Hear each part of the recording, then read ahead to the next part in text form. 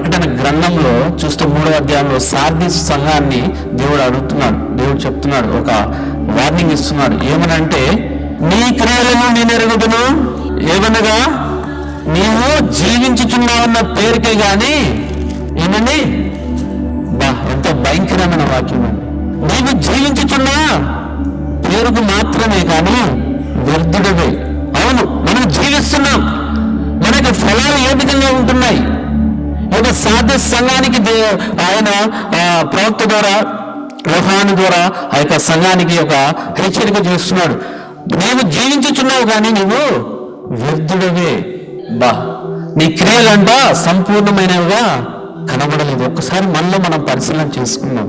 ఆ యొక్క చెట్టు ఉన్నదే కానీ ఆ క్రియలు మంచివి కాదు, ఫలించట్లేదు.